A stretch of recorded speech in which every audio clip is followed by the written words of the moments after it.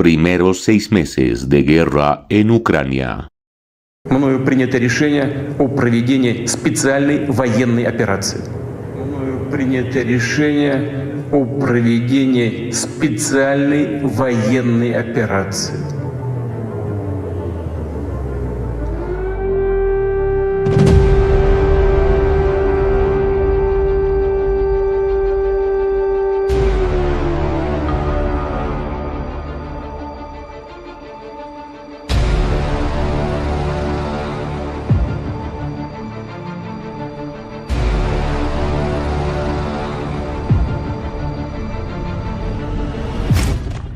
El 24 de febrero del 2022, Vladimir Putin anunciaba el inicio de una operación militar especial, que en realidad fue el inicio de la invasión por parte de tropas rusas a territorio ucraniano. Cabe recordar que al inicio de esta guerra, Putin había previsto una operación relámpago de pocos días de duración. Es el primer detalle relevante de este conflicto. Para el 24 de agosto del 2022 se habían cumplido los primeros 6 meses de invasión y claramente para esta fecha esta conflagración estaba aún lejos de terminar.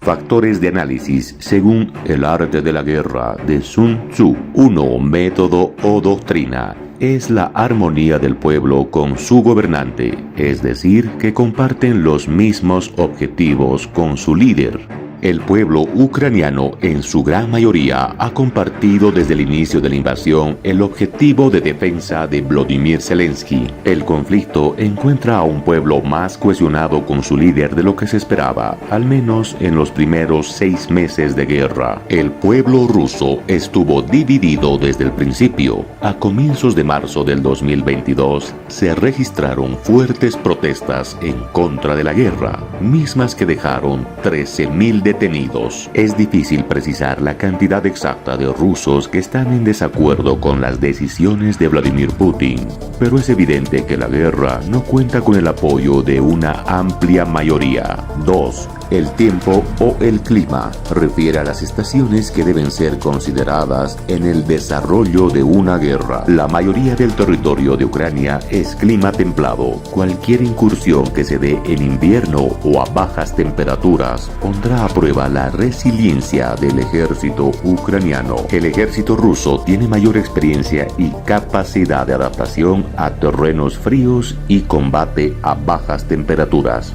Cualquier incursión en invierno le dará cierta ventaja a los rusos. 3. El terreno. Defender un territorio donde hay población civil que conoce la zona siempre otorga una ventaja sobre el enemigo. En cuanto a las distancias, la capital ucraniana, Kiev, está más cerca de las zonas de conflicto. A Crimea, por ejemplo, son 813,7 kilómetros. Al Donbass, 852,6 kilómetros. Rusia tiene un reto mayor al estar operando a la ofensiva en territorio ajeno. Esto exige más a su logística y a sus recursos humanos. En cuanto a las distancias, Moscú está más lejos de las zonas de conflicto. A Crimea, por ejemplo, 1.732,1 kilómetros. Al Donbass, 1.147 kilómetros. La accesibilidad en caso de guerra cuenta, y mucho. 4. El mando o liderazgo. Volodymyr Zelensky ha demostrado una verdadera entereza al afrontar un momento histórico de su país. Entre sus mayores logros en la primera etapa de la guerra están las alianzas que logró con Estados Unidos y la Unión Europea, cuyo apoyo económico y militar han sido decisivos en la defensa de Ucrania. También ha logrado coordinación y buenas relaciones con las instituciones de su país, civiles y militares. Vladimir Putin siempre poseyó un perfil más de caudillo que de líder. Claramente carece de humanidad. Su carácter dictatorial inevitablemente le impide escuchar la opinión de sus colaboradores e incluso de sus comandantes. Un presidente de rasgos autoritarios como Putin tiende a cometer más errores en sus decisiones. 5.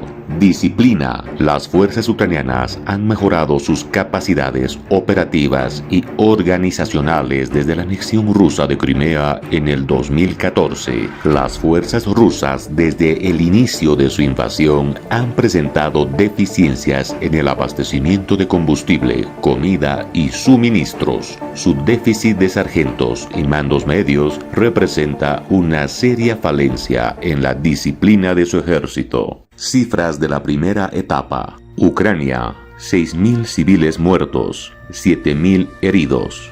11 millones de ucranianos que dejaron su país. De esos 11, 6 millones y medio con estatus de refugiados. Fuente ACNUR.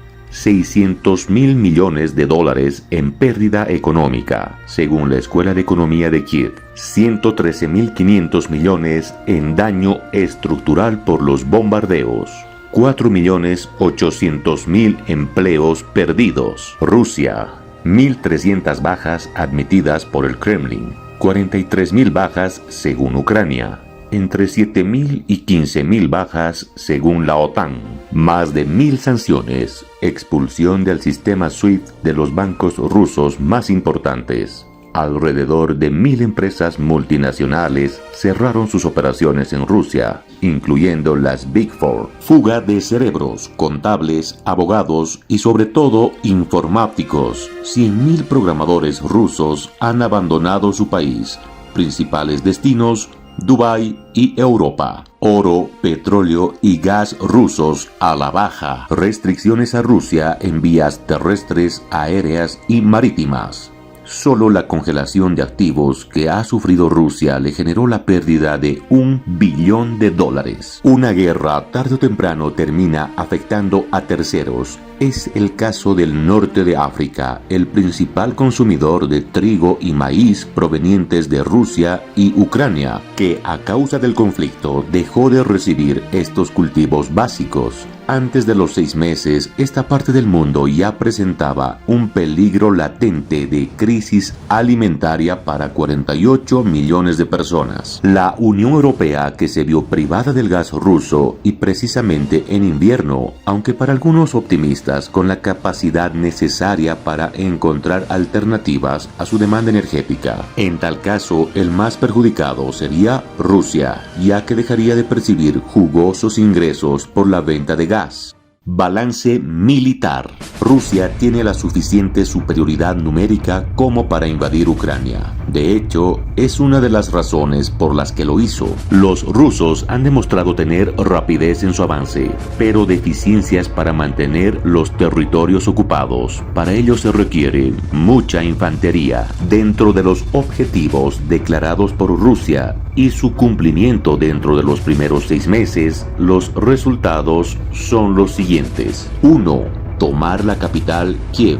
Kiev tiene 3,5 millones de habitantes. Fue un despropósito tratar de tomarla con 400,000 hombres. Con ese contingente era posible cercarla, pero no tomarla. Claramente un error táctico irrefutable. Resultado: objetivo incumplido. 2. Mantener bajo control ruso el Donbass. Al término de los primeros 6 meses de invasión, Ucrania solo logró el control del 30% del Donbass. Resultado: objetivo cumplido. 3. Reconocimiento de Crimea como territorio ruso.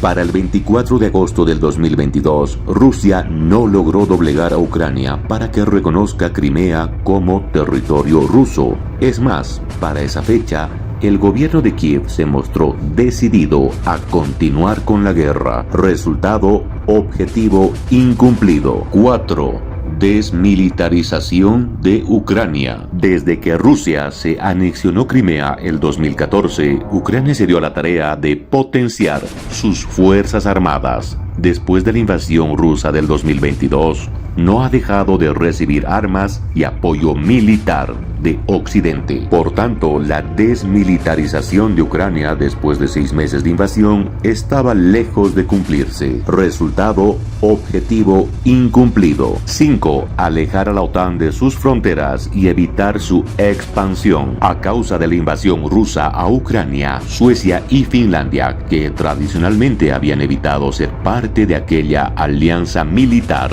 finalmente vieron un peligro en los rusos, y antes de los primeros 6 meses de invasión ya eran miembros de la OTAN. Finlandia posee frontera con el norte de Rusia, por tanto, Putin consiguió exactamente lo que dijo que quería evitar. Resultado: objetivo incumplido. Dentro de los objetivos obvios que se trazó Ucrania y su cumplimiento dentro de los primeros 6 meses, los resultados son los siguientes. 1. Detener el avance ruso. Las defensas de Ucrania han logrado detener el avance de las tropas rusas. Los misiles Stinger antiaéreos y javelines antiblindaje que le proporcionó Occidente lo hicieron posible. Resultado: objetivo cumplido.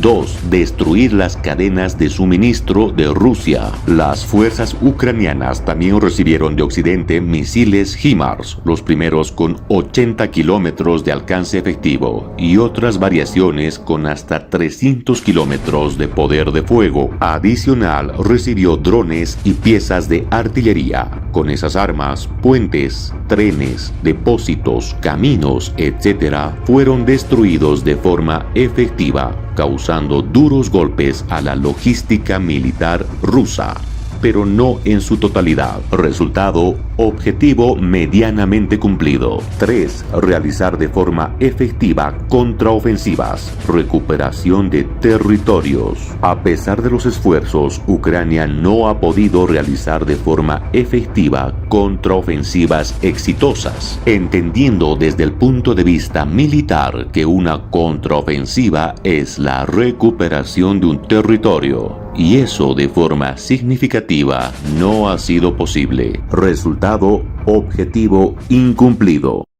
Conclusiones. Rusia definitivamente no estaba en condiciones óptimas al momento de iniciar su invasión. Una de las pocas ventajas a su favor fue su superioridad numérica. Para finales de agosto del 2022, la guerra se había ralentizado. Ambos contendientes recibieron duros golpes a sus economías, con la salvedad de que Ucrania aún recibía el apoyo de Occidente. En cambio, Rusia prácticamente ha estado peleando sola. El gobierno de Moscú en los primeros 6 meses de invasión solo ha logrado el apoyo oficial de Bielorrusia. Ninguna otra potencia asumió formalmente alianza con el Kremlin.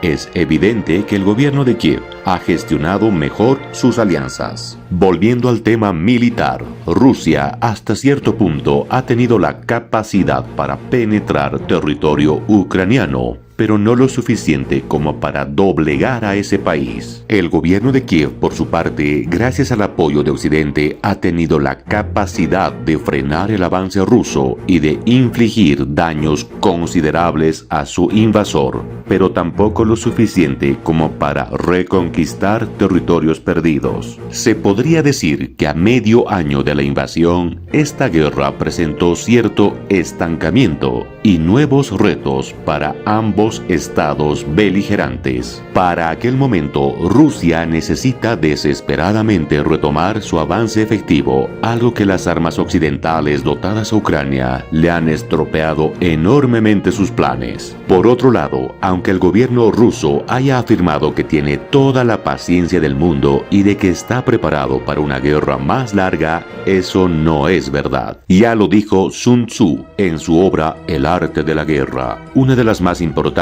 y vigentes hasta nuestros días. Aunque estés ganando, de continuar por mucho tiempo desanimará a tus tropas y embotará tu espada. Si estás sitiando una ciudad, agotarás tus fuerzas. Si mantienes a tu ejército durante mucho tiempo en campaña, tus suministros se agotarán. Las armas son instrumentos de mala suerte. Emplearlas por mucho tiempo producirán calamidades. Nunca he visto a un experto que mantuviera la campaña por mucho tiempo. Nunca es beneficioso para ningún país que la operación militar se prolongue por mucho tiempo. Un ejército es como el fuego. Si no lo apagas, se consumirá por sí mismo. Si transportas provisiones de un lugar distante, tu pueblo se empobrecerá. Es importante la victoria, no la persistencia. Lo mismo aplica para Ucrania, con la diferencia de que ese país ha contado desde el inicio de la guerra con el apoyo de Estados Unidos y de la Unión Europea, incluyendo apoyo económico. Cumplidos los primeros 6 meses de invasión, el ejército ucraniano enfrenta un reto enorme.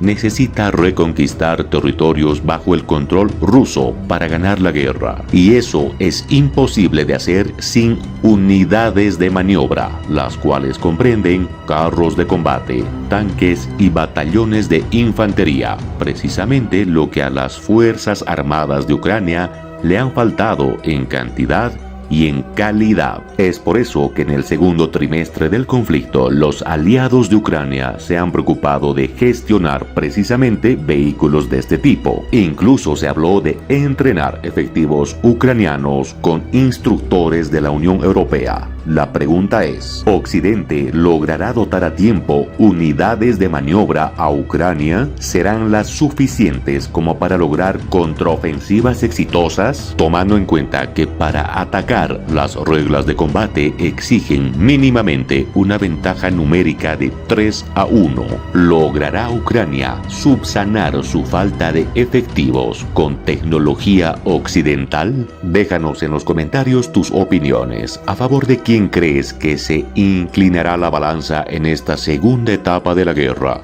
Comparte y suscríbete para más contenidos como este.